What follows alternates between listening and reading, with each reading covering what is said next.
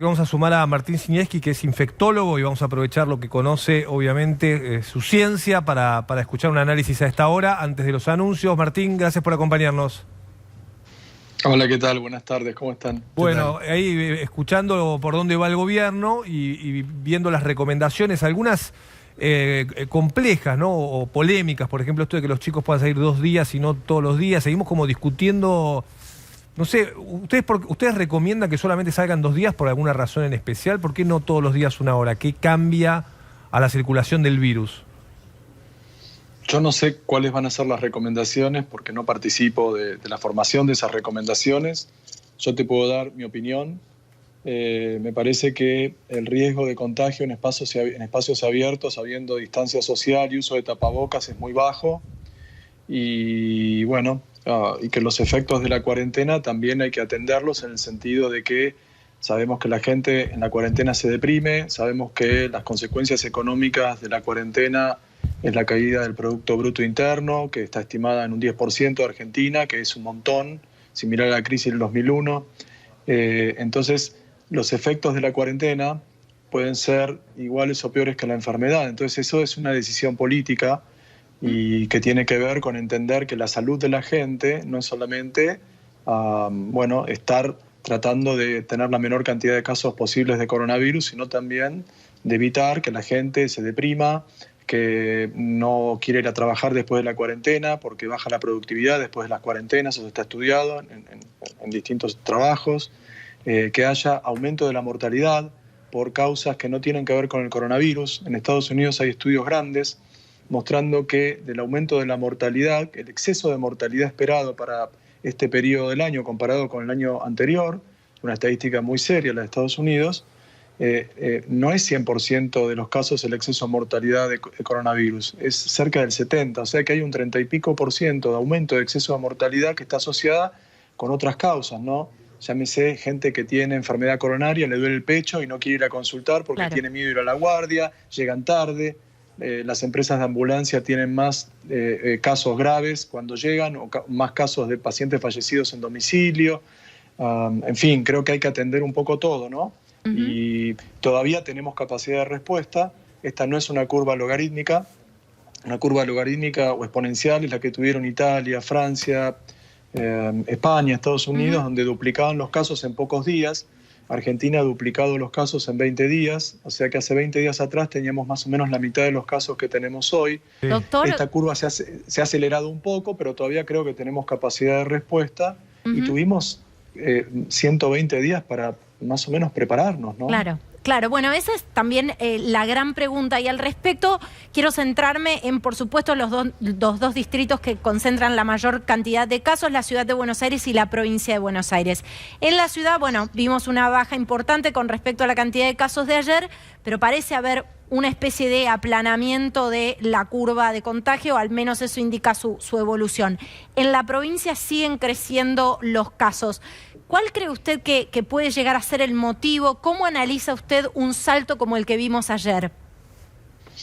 Bueno, la verdad que si uno lo pudiera ver, pensaría que en la provincia tuvimos en porcentaje, en la capital federal, en porcentaje de población, hubo más cantidad de casos por habitantes que en la provincia de Buenos Aires, y que ahora está ocurriendo en la provincia lo que ocurrió en la capital, con la salvedad de que en la provincia de Buenos Aires los controles tal vez no pueden ser tan estrictos como han sido en la capital federal.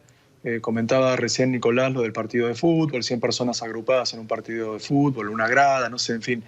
Y bueno, y estamos empezando a ver un aumento de casos. En la capital parecen relativamente estables. Es cierto que tenemos más pacientes con coronavirus.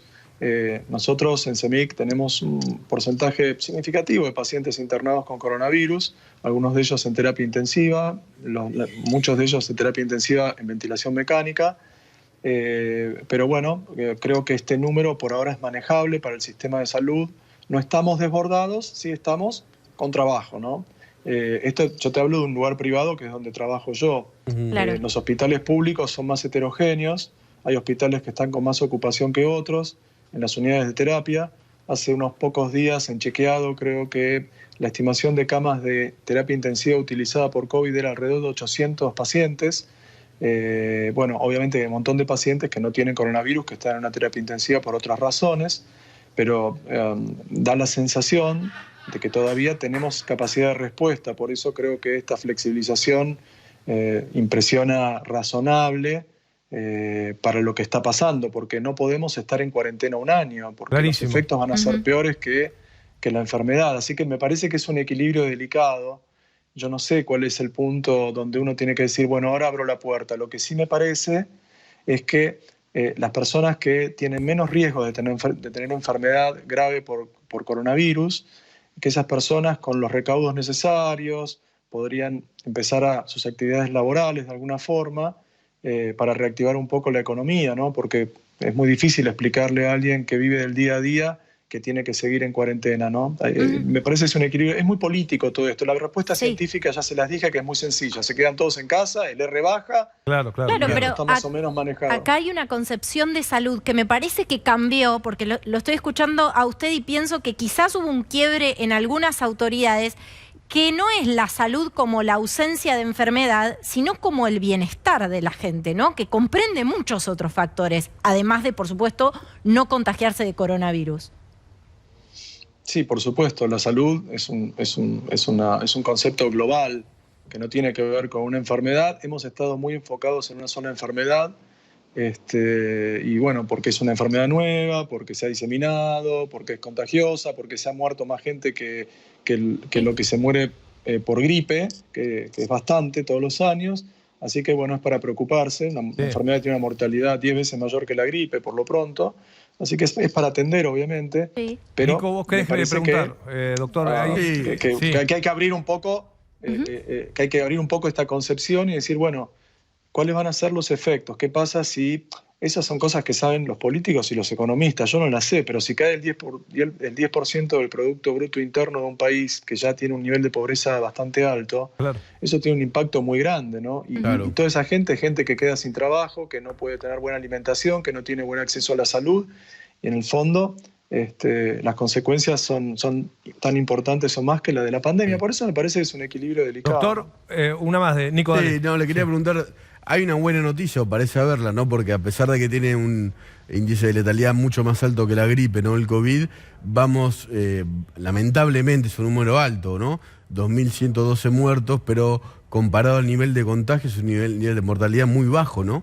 ¿Por qué pasa eso? Por suerte. Bueno, a ver, eso, Nicolás, es así. Eso depende del denominador que vos usás. Por ejemplo, es muy difícil que hoy en día, en el medio de la pandemia, estando todos tan preocupados en testear pacientes que están con enfermedades respiratorias graves, pierdas casos de pacientes que han fallecido por COVID, porque están en terapia, porque están mal, porque están hisopados y demás. Los que estás perdiendo son los que no testeás. Claro. Son los asintomáticos, los que tienen pocos síntomas, que todavía no se testean. Entonces, tu denominador cambia francamente según la cantidad de testeos. Hay un porcentaje de pacientes que son asintomáticos y que son los que más riesgosos son en esta enfermedad porque son los que no detectás para aislar. Entonces, la tasa de letalidad tiene que ver, la mortalidad tiene que ver con relación a la población, ¿no? Es tantas muertes por cada 1.000 habitantes, por ejemplo. La letalidad tiene que ver tantas muertes por esta enfermedad con respecto a los casos confirmados. La tasa de letalidad que estamos viendo en la Argentina ronda el 2%, pero probablemente si uno testeara mucho más ampliamente, la tasa de letalidad fuera más baja todavía. De todas formas, la mortalidad de la gripe estacional ronda el 0,1%, así que estamos hablando de una enfermedad que tiene una mortalidad mucho más alta que la gripe estacional y que es probablemente más contagiosa que la gripe porque tiene un R que parece ser más alto que la gripe. Así que bueno, esta es la discusión que estamos teniendo hoy en día, ¿no? Martín, gracias por estos minutos. Buenas noches. Gracias. Gracias. Bueno, que estén muy bien. Hasta luego. Cuídense. Muy claro. Chao. Gracias. Bueno,